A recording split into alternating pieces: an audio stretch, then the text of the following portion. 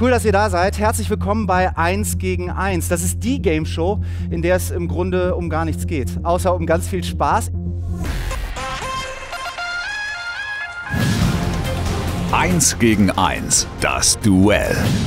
Die neue Game Show. Jetzt im 1 gegen 1. Julia Beautix gegen Lukas Piszczek. Hier kommt unser Moderator Florian Ambrosius. Das hier sind meine Gäste. Kommt nach vorne. Ich freue mich ganz doll über Lukas Piszczek vom Borussia Dortmund. Schön, dass du da bist. Und YouTuberin Julia Beautix. Ist toll, dass du da bist. Lukas, ich habe das eben schon gerade gesagt. Für dich als Fußballprofi dürfte das einigermaßen ungewöhnlich sein, um nichts zu spielen, oder? Ja, ich versuche das immer was Positives rauszuholen, aber gewinnen will man auch trotzdem schon, wenn man sowas macht. Guck mal, er hat Lust, merkst du schon, ne? Ja. Ich auch. Ich habe was mitgebracht. Diese Smartwatches, die könnt ihr schon mal anlegen, ihr zwei, denn wir wollen immer mal auf eure Pulsfrequenz gucken zwischendurch. Und während ihr das macht, begrüße ich den Mann, der alles weiß über euch beide, unser Experte in der Kommentatorenkabine, Heiko Wasser. Und Heiko, bei dir ist der Puls eigentlich immer unten, oder? Muss man sich keine Sorgen machen? Ja, ich bin extrem entspannt, aber das hat weniger damit zu tun, dass ich alles weiß, denn das bezweifle ich, wenn ich ganz ehrlich bin, so ein bisschen. Aber es hat ganz viel damit zu tun, dass ich mich hier sehr wohlfühle, denn das ist endlich mal ein Heimspiel für mich. Ich bin 30 Jahre um die Welt geflogen mit der Formel 1 und heute hatte ich eine Anreise von 15 Kilometer aus dem Dortmunder Süden hier ins Trainingszentrum nach Brakel. Das finde ich mal sehr entspannt, auch wenn ich heute keine Meilen gesammelt habe. Wir versuchen mal so ein bisschen Formel 1 hier zu machen. Rasant wird's allemal. Julia, du verbringst ja relativ viel Zeit am Smartphone. Wie viel so am Tag? Es geht sogar. Ja? Also so 3 bis 4 Stunden sind, glaube ich, so meine Bildschirmzeit. Okay. Was andere als viel betiteln würden, aber Gut. bei uns ist es relativ wenig. Die nächsten Minuten ohne ist dann fein, ja? Ist okay. Ich schaffe das. Dann gehen wir rüber zu Spiel Nummer 1. Folgt mir. Zieht abwechselnd jeweils einen Holzklotz aus dem Turm und legt diesen an eine der 3 möglichen Positionen auf die Turmspitze. Schieben dürft ihr die Holzklötze natürlich auch. Von der Spitze selbst, also von dieser oberen Ebene, dürft ihr keinen Klotz ziehen. Ihr dürft vor eurem Zug die Beweglichkeit der Holzklötze durch Berühren oder Abklopfen überprüfen. Ihr dürft dabei allerdings benachbarte Klötze nicht mit der anderen Hand abstützen. Stürzt der Jenga-Turm ein, ist das Spiel verloren. Und der Punkt geht an die Gegnerin oder an den Gegner. Ladies first, Lukas, was sagst du? Ja, fang an. Oh Gott. Julia, du fängst an. Spielrunde Nummer 1, Riesen-Jenga. Ich wünsche euch beiden viel Glück hier bei 1 gegen 1. Los geht's. Ich bin so ein Grobmotoriker, aber es ist ja ausnahmsweise relativ groß, das Ding. Also, oh Gott. Das ist der Sinn des Spiels, oder Heiko? Der Turm wackelt. So soll es sein. Aber sie hat das doch jetzt schon ganz gut drauf. Sie ist in der 3. Etage von oben ans Mittelstöckchen gegangen und das geht fehlerfrei raus. Und man darf natürlich oben man muss natürlich oben ablegen. Man darf natürlich nicht aus der obersten Reihe was rausgreifen, das ist ja logisch. Julia, ich will dir nicht zu viel Angst machen, ne? Aber in den Mannschaftskreisen des BVB gilt Piszczek, wie ihn alle nennen, gilt Lukas Piszczek als der ungekrönte Jenga-König. Ja, klar. Und guck mal, wie er grinst. Also irgendwie scheint er das schon mal gehört zu haben. Jeder Spiel ist anders, weißt du? Das stimmt. Also es gibt ja bei BVB TV alle möglichen witzigen Filme, die man sich auch immer noch nachträglich anschauen kann. Es gibt einen noch im Netz, der geht, glaube ich, 38 Minuten. Piszczek gegen Schmelle, gegen Marcel Schmelzer im Trainingslager. Alle Kameraleute hatten hinterher Schulter-Eckgelenksprengungen, weil sie die Kamera so lange festhalten mussten, weil die beiden haben gespielt und gespielt und gespielt und gespielt.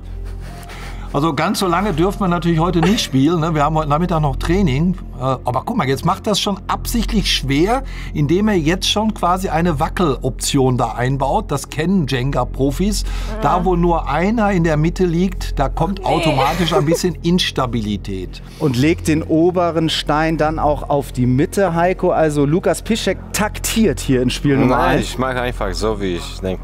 Auf der anderen Seite spielt er natürlich jetzt gegen jemanden, der 350 Millionen Aufrufe im Internet schon hatte.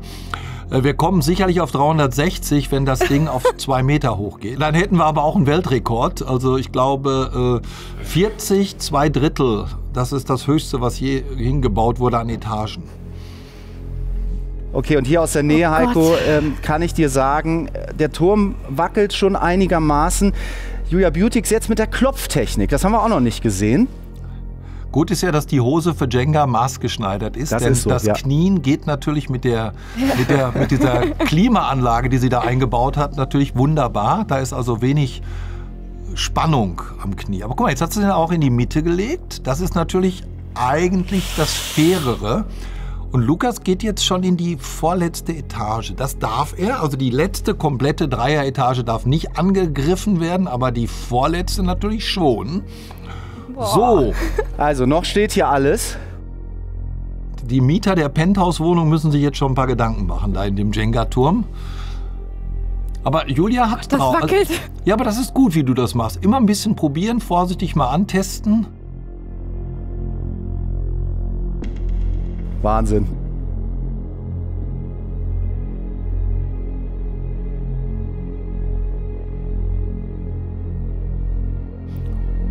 Guck mal. Hast du es gesehen? Der hat gar nicht geklopft. Der sieht den losen Block. Also Pichu hat das zweite Jenga-Gesicht. Und ich bin mir mittlerweile relativ sicher, dass Lukas Piszczek so ein Spiel zu Hause stehen hat. Auch in der Größe, oder Habe ich Lukas? schon mal gespielt, aber die kleinere Version. Ja. In der kleineren Version, na klar. Aber er hat Hui. auch genug Spielpartner zu Hause, denn er hat 3 Kinder. Ja, also die spielen das mit dem Papa sicherlich auch gerne. Guck mal, jetzt will er wieder einen aus der Mitte, damit das wieder schwer macht. Na Julia, wie ist der Puls? Wo sehe Komm, ich wir das gucken denn? mal. 87 der Puls bei Julia. Ja, guck. Oh je, jetzt geht Lukas wieder ins Erdgeschoss. Guck mal, jetzt hat er quasi einen aus dem Souterrain Oh geklaut. Gott, ey. Und hier in Ebene 2, Heiko, haben wir jetzt auch nur noch den Mittelblock stehen. Also das wird jetzt wirklich eine wackelige Angelegenheit.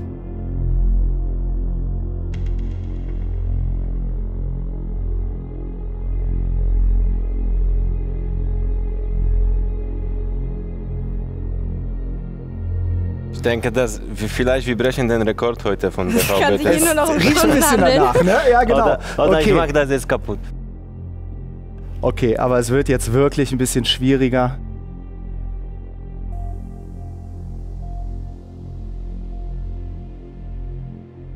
Oh Gott.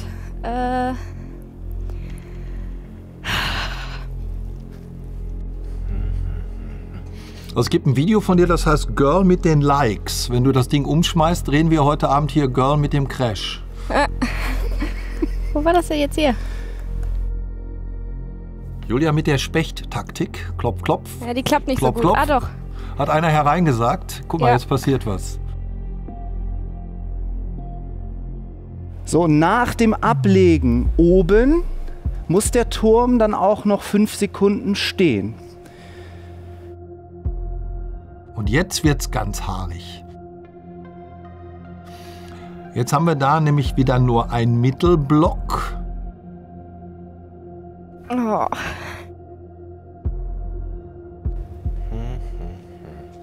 Das ist artig. Ich glaube, wir sind bei 24 Stockwerken, wenn ich das von hier richtig gezählt habe. So, wir bringen schon gute Leistung, oder?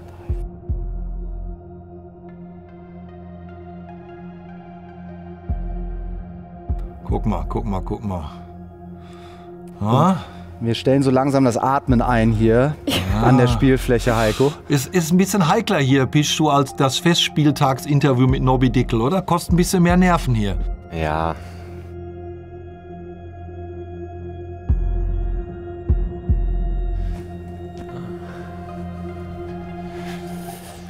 Ja, guck mal, guck mal. Merkt ihr jetzt was? Also mir fällt jetzt auf, diese absolute Selbstsicherheit, diese Souveränität der ersten Durchgänge, die ist weg. Weil am Anfang hat er immer, sobald Julia fertig war, wups, wusste er schon, welchen er nimmt, hat er sich schon einen ausgeguckt. Jetzt muss auch der BVB Jenga Champion Lukas Piszczek ganz, ganz genau hinschauen. Kein Risiko. Ich meine auch 2, 3 Fragezeichen in der Denkblase von Lukas Piszczek erkannt zu haben. Weißt du, was ich auch schon erkannt habe? 1, 2 Schweißtropfen auf der Stirn. Oh Gott. Ich guck noch mal Also eben. langsam. Julia, wenn er jetzt auch in deine Richtung fällt, dann bräuchtest du einen Helm und keine Mütze. Tut er aber nicht. Souverän. Souverän. Also ins Riesen-Jenga-Trainingslager müssen wir mit den beiden definitiv nicht mehr. Ah, das wird jetzt schwierig sein. Ne? So, und jetzt wird's knifflig hier. Der Lukas sagt, ich finde hier nichts mehr, Doch, obwohl... Doch. Ein, zum Glück. Einer reicht ja, mehr braucht man ja nicht. Boah.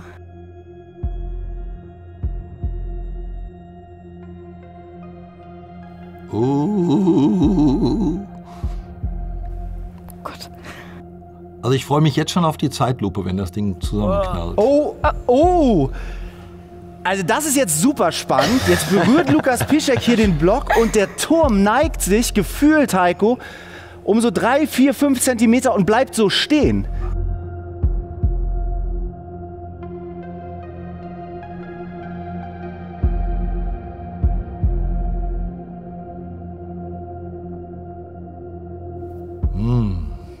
Schau mal, wir sehen da vorsichtig raus. Oh. Ja, die Mitte muss Ja, erst zu. wie Aber soll ich das jetzt hin? Also das ja, wird jetzt schwierig. Ja, aber weil natürlich das auch ein bisschen, wer auch immer den von euch aus gesehen rechten, von mir aus gesehen linken da hingelegt hat, hat den natürlich auch ein bisschen gemein hingelegt, nämlich nicht so ganz gerade. Ne? Das ist so. Ja, aber auch das ist Teil des Spiels, das Heiko. ist, Du musst das Ding da oben natürlich platzieren. Ja, Ne? Wer Auto fahren will, muss auch einparken können. Ist so. Ja, das ist Ist einfach so. so. Guck mal. So, steht der Turm. Und Julia denkt, mein Gott, warum fällt der denn Der nicht Turm um? steht, Wahnsinn. Stampf Komm, doch. Julia. Also, dass das jetzt noch steht, wow, ey. Ach, Kacke. Es nutzt ja auch nicht, Ich wenn trau du mich jetzt gar nicht vor mehr Wut mal anzufassen. feste aufstampfst, aber wir sind auf Kunstrasen, da werden wir keine Wellen übertragen. Also dadurch kann er nicht einstürzen. Und Heiko, Dortmund scheint um eine neue Sehenswürdigkeit reicher zu Ja, sein. der schiefe Turm von Piszczuk. Ist so. Da fällt er. Da fällt er und es ist während des Klopfens passiert. Was eine spannende Partie, spannender Aber Auftakt. ganz stark. Ja, Shake-Hands gibt's. Punkt für Lukas an dieser Stelle. Echt spannend. War Ja, cool. wirklich. Hat Spaß gemacht. Ja, Ich hätte gedacht, so. das hört gar nicht mehr auf. Es hört auch noch nicht auf. Wir haben ja noch 2 Spiele vor uns. Wir gehen direkt mal zur Spielrunde Nummer 2. Und das ist wirklich was ganz, ganz Spannendes. Kommt mal rüber und stellt euch schon mal auf eure Positionen. Lukas, bitte hierher. Julia steht schon vollkommen richtig. Ihr dürft mal so ein Blatt Papier nehmen und das zusammenknüllen und dann Basketballer zu Hause, aufgepasst. Einmal eure Basketball-Skills bitte. Papier knüllen und Wurf hinein in den Papierkorb. Probiert mal. Einfach Probe, oder? Ja, wirf mal rein. Okay. Okay. Ist aber ziemlich einfach, oder? Ja. Theoretisch. Wer genau hinguckt, der sieht, dass da unten, das ist ein Saugroboter. Ja. Und was kann ein Saugroboter? Der fährt. Er fährt.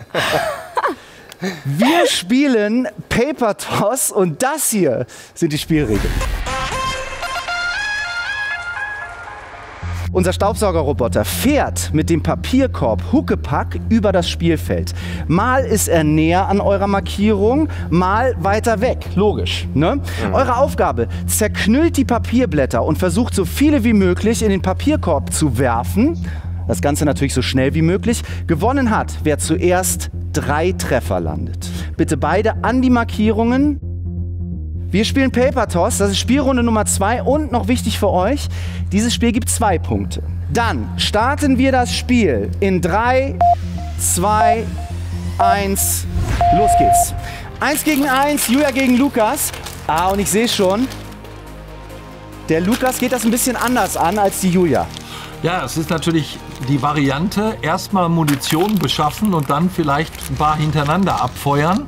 Oder eben einmal knuddeln und gleich loswerfen. Und das war ein einfacher hier. 1:0, da ist ja immer mal sowas von Zwei, entgegengekommen. ein Treffer 2:0, 2 Treffer von Aber jetzt Lukas haut er ab, Piszczek. guck mal. Er ist ja sowas wie der Flankengott Komm, Julia. beim BVB, wenn er auf rechts nach vorne kam. So viele Tore vorbereitet, nicht nur für Das Borussia Traurigste Dortmund. ist, ich habe, glaube ich, 6 Jahre lang Basketball gespielt. Das hättest du nicht sagen dürfen. Hast du das gehört, Heiko? Aber das ist schon so lange her. 6 Jahre Basketball und das ist ein Dreier fast hier am Ende. Stark. Also, Lukas Piszczek mit dem Dreier am Ende. Wirklich ein weiter Wurf hier ans Ende der Spielfläche. Jetzt war der so schnell, jetzt konnte ich gar nicht die ganzen technischen Daten loswerden und die Geschwindigkeit von dem Saugroboter. Also, Der Heiko, komm. Einen Fakt wollen wir aber noch hören von dir.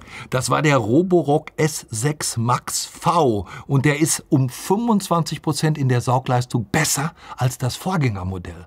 Dann haben wir das auch geklärt. Kurz durchgeschnauft. Ihr guckt einmal auf eure Pulsfrequenz. Oh, guck mal hier, bei Lukas Piszczek 105. Immer noch 87. Und Julia mit 87 noch relativ souverän. Wir gucken auf Spielrunde Nummer 3. Es steht 3-0. Aber wir können das ausgleichen, das Ding. Das hier ist Requisite für Spiel Nummer 3. Wir spielen Flasche schnippen. Eine leere Plastikflasche steht am Ende des Tisches auf dem Kopf. Eure Aufgabe: Versucht die Flasche jetzt gleich wegzuschnippen, indem ihr mit einem Flaschendeckel von der anderen Tischseite schnippt. Gespielt wird immer abwechselnd und gewonnen hat, wer zuerst 2 Flaschen wegschnippt. Okay? Ja. Wichtiges Spiel, denn es geht ja um nichts. Außer um Spaß. Seid ihr bereit? Ja. Und Heiko, wir haben, und das verraten wir gerne, wir haben dieses Spiel ja schon mal getestet, da ist Feuer drin. Absolut. Und es sind ungefähr 1,20 die Entfernung. Ne? Also so von der Diagonalen haben wir das vorhin mal so ungefähr quer gerechnet. Soll ich anfangen? Julia liegt hinten, deswegen darfst du anfangen an dieser Stelle. Bitte, dein erster Schnipp, sagt man, glaube ich, so. Was, Komm, wenn ich Julia. lieber nicht anfange? Muss ich trotzdem anfangen? Dann müssen wir das ausdiskutieren. Nein, okay, ich fange an. Okay, Julia fängt an und wir spielen immer abwechselnd. Wer 2 Flaschen wegschnippt, gewinnt das Spiel. Julia muss, um noch Jetzt ich bin dieses dran, ja. Gesamtspiel auf Unentschieden zu stellen, auf jeden Fall die Flaschennummer gewinnen. 0:1 liegt sie schon wieder zurück, also Lukas geht schon wieder in Führung. 3-0 liegst du ja hinten insgesamt. Der war gar nicht so schlecht. Der war schon nah Wird dran. langsam besser, aber ich weiß Das nicht, ob ich noch heißt, eine Chance der bekomme. Lukas kann das jetzt schon zumachen. Ja, habe ich falsch getroffen. Hat's dir gesagt. Hier, leichte Verletzung. Guck mal, bei Lukas Piszczek. Eieiei, der Mannschaftsarzt ist nicht so weit weg. Na, guck mal. Der erste war so gut. Ganz weit vorbei, du. Also wenn ich jetzt sehe, wie weit die letzten beiden vorbeigegangen Gut, Julia. sind, dann bin ich geneigt, den ersten Treffer unter der Rubrik Glücksschuss abzuheften. Ne? Guck mal, der 12 Meter Gut. daneben, also bitte.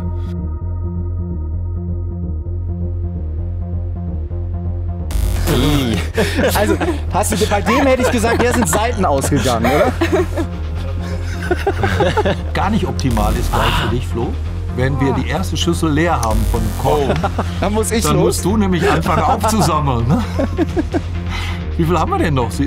Kannst du- Reichlich. Reichlich. Reichlich. Also, damit kann man nochmal einen Jenga-Turm aufbauen. Und jetzt macht er wieder ernst, glaube ich. Also, der war nah Mal dran. ganz tight ist, Mann.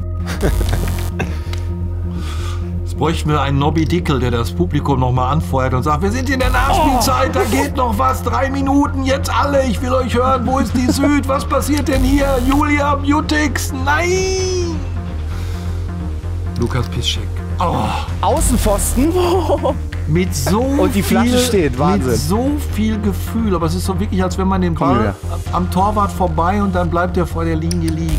So ungefähr müssen wir uns die Szene vorstellen. Sportler sind Sportler und werden immer Sportler sein und gib ihnen eine Challenge und sie geben alles oder eben sie ärgern sich auch mal. Und der ist fast verhungert hier auf halber Guck mal, er Strecke. guckt jetzt schon selbst den Puls. Ich habe ganz Zeit 105. Also, wieder 105, Hab ich immer von noch. dir, oder? Ja, nee, keine Ahnung. Also ich würde sagen, 105 ist natürlich stabil, ne? Ich würde gerne den Moment sehen, wenn er den zweiten jetzt trifft und dann jubelnd eine Ehrenrunde um den Kasten läuft, dann müsste der Puls doch hochgehen. Und wie von Zauberhand ist unser Schälchen hier wieder gefüllt. Auch rechts weg. Also ich warte ja auf den Moment, Heiko, wo so ein Deckel mal einfach bei der Hälfte hier so liegen bleibt, Ja, ne? so- weil so. die Kraft einfach Ja, gut, fehlt. beim Eisstockschießen dürfte es ja noch, wischen, ne, dazwischen. Ne? So. Ja, genau. Ja, Yes. Ja, jawohl. wunderbar. Und, so, 1 da zu ist, 1. jetzt, da ist noch mal Feuer drin jetzt. 1:1. Das heißt, Wer trifft, gewinnt. wer trifft, gewinnt. Wobei die Julia angefangen hat. Wir halten es wie beim Elfmeterschießen. Das heißt, du kannst jetzt schon wieder zumachen mit deinem Schuss. Ne? Heißt, wenn Julia jetzt trifft, dürfte Lukas noch mal nachlegen. Da ist er.